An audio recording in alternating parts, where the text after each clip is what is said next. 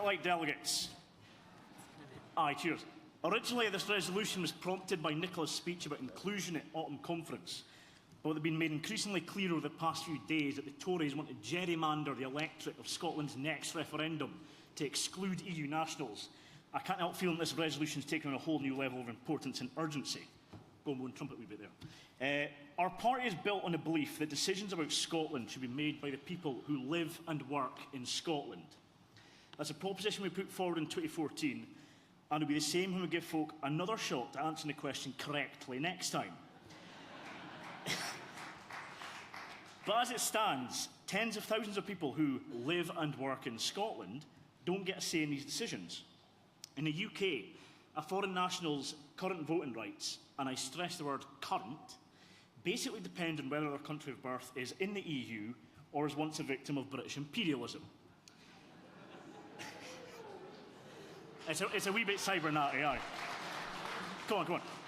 Someone who was born thousands of miles away in Vanuatu or Tuvalu can vote in our elections, but someone who was born in Iceland or Norway can't. And yet everyone in this room is currently closer to Stavanger than to Westminster. You're probably glad about that. Go on.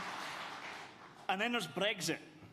Thanks to their lives being used as bargaining chips in Theresa May's doomed quest to get a better EU deal than the members themselves, EU nationals have no idea whether they'll even be allowed to stay here, never mind vote in future elections. But considering they were denied a vote in a referendum in which they had the highest stakes of all, you're not exactly going to bet in it, are you? Immigration is controlled by Westminster, and that will never get devolved, no matter what was said last year by Aberdeen's most hated son, Michael Gove. So we can't offer security...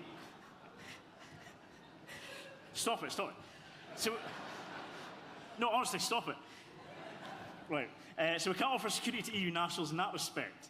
But one thing we can do, thanks to Scotland 2016 Scotland Act, is decide who can vote in Holyrood and council elections. Perhaps it's a small gesture, but promising EU nationals that they won't have their Scottish voting rights taken away would at least send a clear message.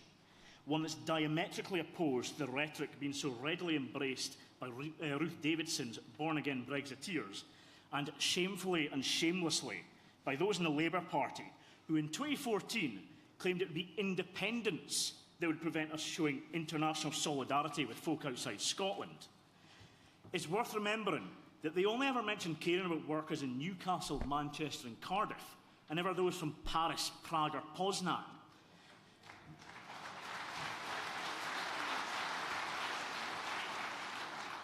Before Sadiq Khan came up here to insult half of Scotland, maybe he should have asked some of his former colleagues why they were so worried about family members becoming foreigners, as if that would make them lesser people. But why stop at EU nationals? Being a complete loser, I've gone through all the marked registers in Aberdeen from the last two elections. It saddens me when I see households where one or two folk have more restrictive voting rights than the others, and that's just the ones who are allowed to register. If we're Jock Tamson's bairns, why should anyone be prevented from voting just because of where they were born? Why shouldn't everyone who contributes to our society get the opportunity to vote for their amazing local SNP candidates?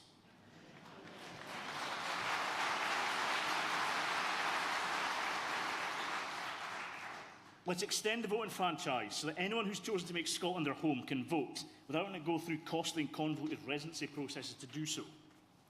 Granting voting rights to all foreign nationals isn't even that unusual, especially across Europe. Countries like Denmark, Finland and Norway all allow foreign nationals to vote in their local elections, so in that respect we're already behind the curve. But extending the franchise for national elections would see us take an initiative. It's been discussed in France for years and it was put to referendum in Luxembourg unsuccessfully in 2015, but nobody's actually done it yet. Against a current backdrop of Brexit and Trump, what better way to show the world the kind of country independent Scotland will be than to ensure everyone is included in our democratic processes? The UK government made sure EU nationals were voiceless when their futures were being decided last year. I don't know about all of you, but I never want anyone who has made Scotland their home to be voiceless ever again.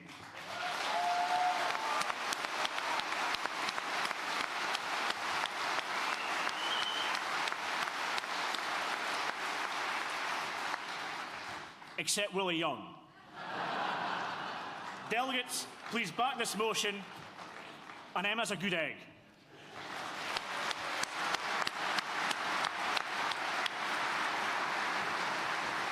Thank you, Doug.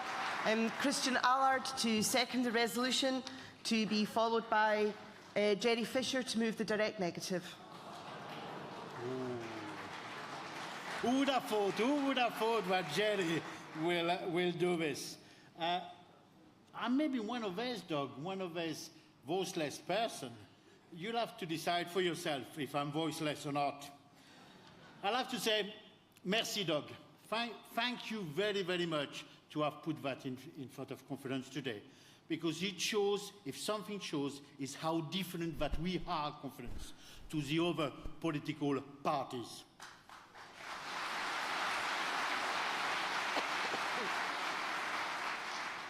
I have to thank Doug for something else as well, for all the hours it takes to make sure that the SNP candidates are elected. I'm one of those. Me, along with Katrina Mackenzie, we are candidates for Tory and Fede Hell. And I can tell you that Tory and Fede Hell is a ward which is international, with a lot of people from Eastern countries, people from all over the world. And we've got to make sure that those people not only have a voice at this election, but will have a voice in the future.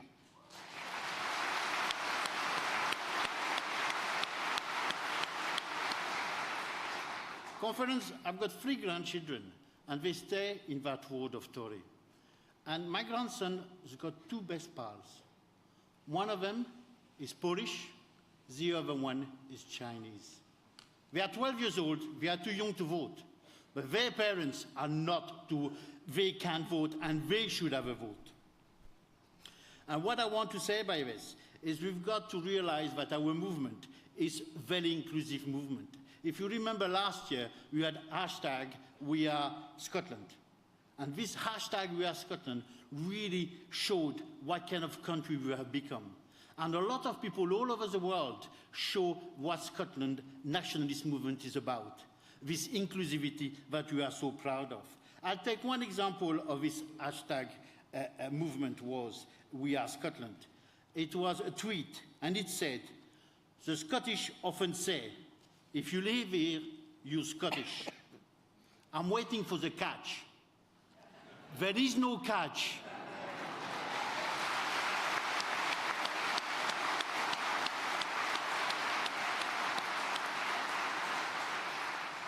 This really shows for people like me who decided to make Scotland our home. It shows really what kind of positive message can empower people. And it didn't empower me. It will empower my children and my grandchildren and my great-grandchildren. And we've got to understand this, how much it is important for our future. If you remember Craig and Shari Reid's song, you know, we all Scotland story, and we all were the same. What I would like you to do, conference, today, is to make sure that we all have the opportunity to add all the world's nationalities to the lyrics, and making sure that we send a message of welcome to the world from this hall in Aberdeen. A message of inclusivity and of democracy fit for the 21st century. Let's help all people who live here to help us to shape our future. Aberdeen is welcome.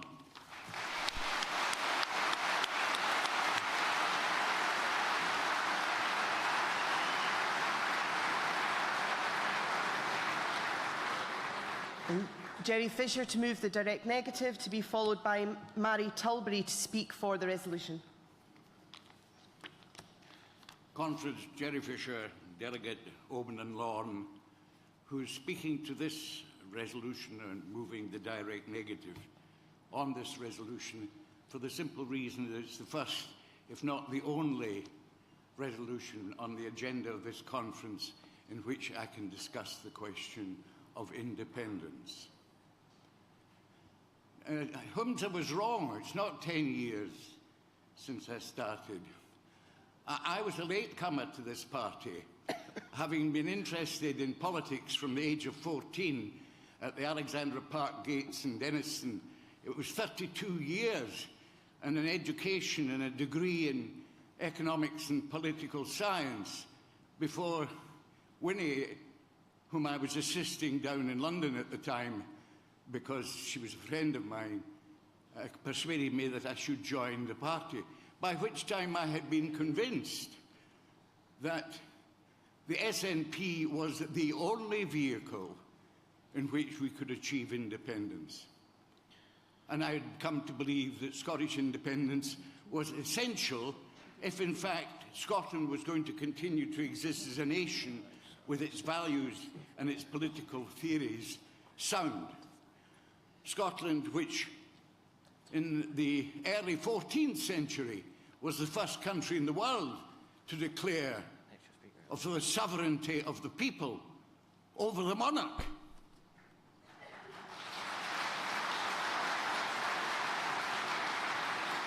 And which still, to this day, disagrees violently with the Parliament down south, who stand by the sovereignty of Parliament, not the sovereignty of the people. Scotland, which in the 16th century started the first idea of public education for children. Nowhere else in the world then, or for another 200 or 300 years. And Scotland, which had built a society with the aid of the Enlightenment and David Hume and Adam Smith, based not on the words of those great men, but on the whole values of a national poet. You see, there aren't any suppers for Adam Smith and David Hume throughout the world, but throughout the world there are suppers for Rabbie Burns, and it's his values that this nation and society is based on.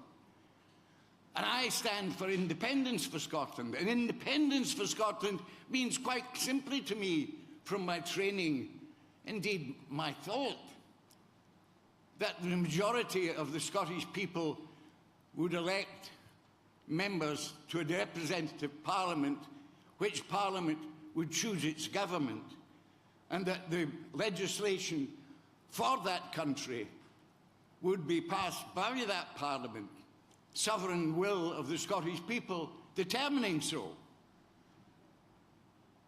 And now I'm faced with the possibility of a referendum, which in fact says, do you want that? But incidentally, if you want that, you're going to end up as a member of the European Union. And the European Union, as distinct from Westminster, where we suffer from having 9% of the vote and one member on 21 candidates, the European improvement is that we will have one member at the top table with one vote out of 28 nations who have votes at the top table, and 4% of the members of Parliament who will have a decision to make on the decision on the Brexit vote or the Brexit agreement. Now, my good friend, and I say that happily and proudly, my good friend, the First Minister, said the other day that what the Scottish people must have is a choice. I agree with her on that, on any referendum. I agree that it should be a choice, but not the false choice of membership of the UK Union or automatic membership of the European Union. That's a totally false choice. That's like asking me to decide whether I'd prefer to be hung or whether I prefer to commit suicide. That's time, Jerry. Thank you.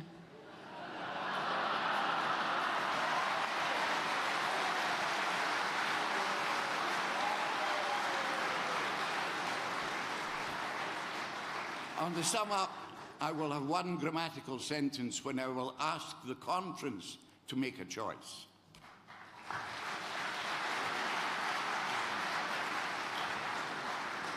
Okay, with apologies to Mary Tilbury, whose card ended up in the wrong pile, I'm actually going to call Theo Forbes to speak next in favour of the resolution. And Theo is a first-time speaker at conference.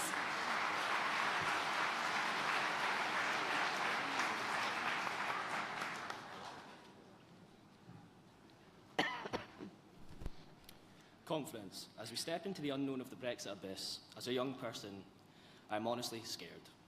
I cannot comprehend settling for life in a union that prioritises the rich over the poor, that refuses to acknowledge the benefits immigration brings to our economy and culture, with no hope of changing that in the future. I can't even imagine how someone who has come here to make Scotland their home must feel. People who contribute to our economy, who enrich our culture, the people who make it the Scotland we know. These are the people targeted by the xenophobic animosity spouted by the Tories.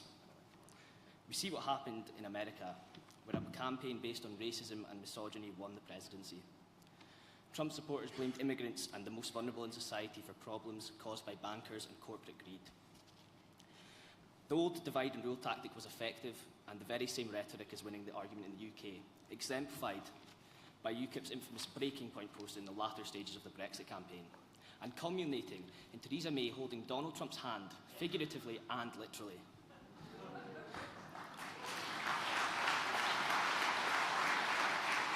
There are those who would happily see it happen in Scotland too. Already I'm seeing suggestions that EU citizens should not be allowed to vote in the next Scottish independence referendum. That same divide and rule tactic has served the British establishment well over the years, and they used it to disenfranchise EU citizens in the EU referendum. Now they want to repeat it in Scotland. Conference. This resolution would safeguard our citizens against this fundamentally undemocratic behaviour.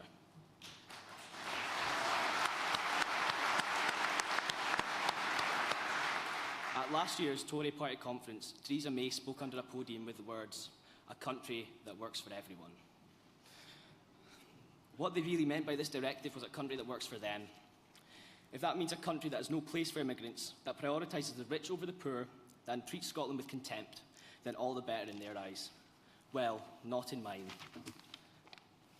The Tories used to speak of a big society. How bitterly ironic in 2017. In Theresa May's Brexit Britain, there's only a vague nostalgia for Britain's imperial past, with Liam Fox, Boris Johnson and David Davies looking to return to the good old days when the poor sank and the rich swam.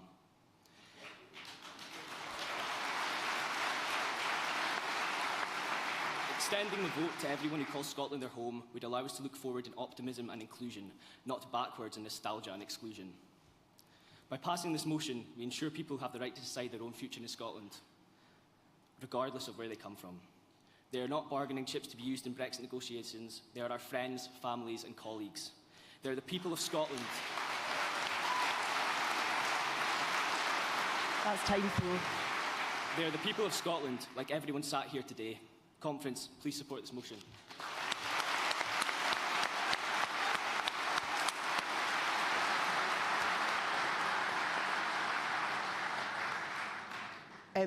Conference, I apologise, I'm not going to be able to take any more speakers in this debate, so we're going to move to the summing up. Jerry, do you wish to sum up? Okay, you'll have 2 minutes to sum up, Jerry.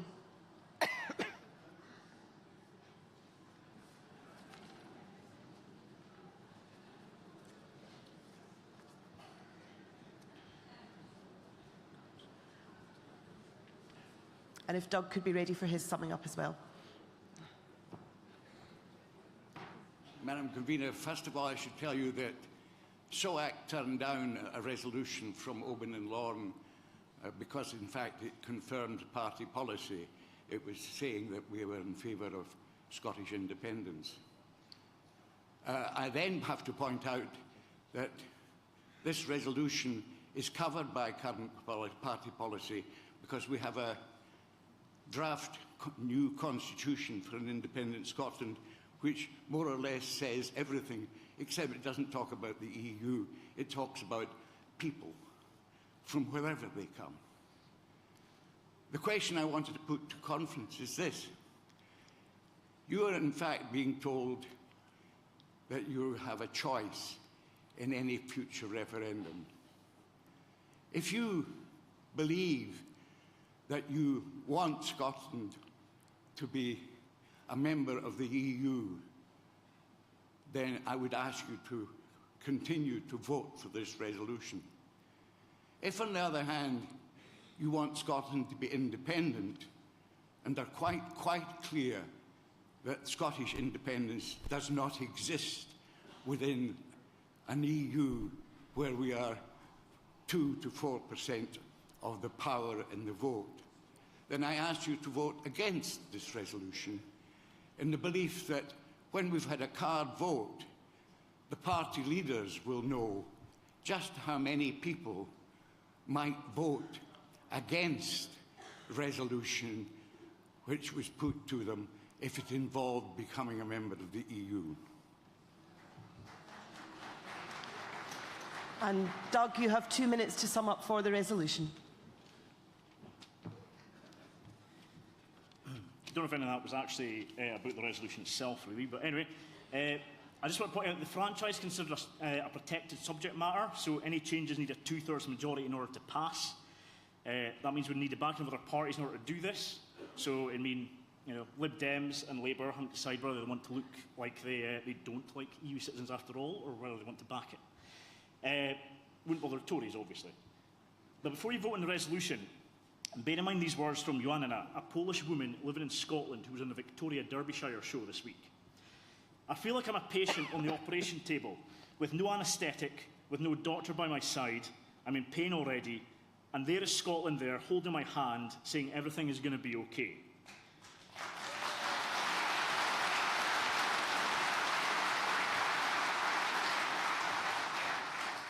Words matter. Gestures matter, even small ones like this. Let's show the likes of Joanna that everything is going to be bardzo dobrze. Thank you.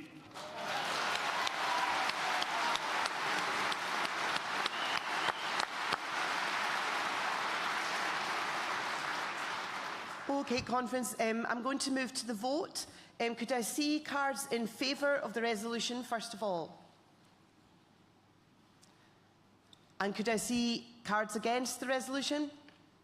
The resolution is overwhelmingly carried. Thank you.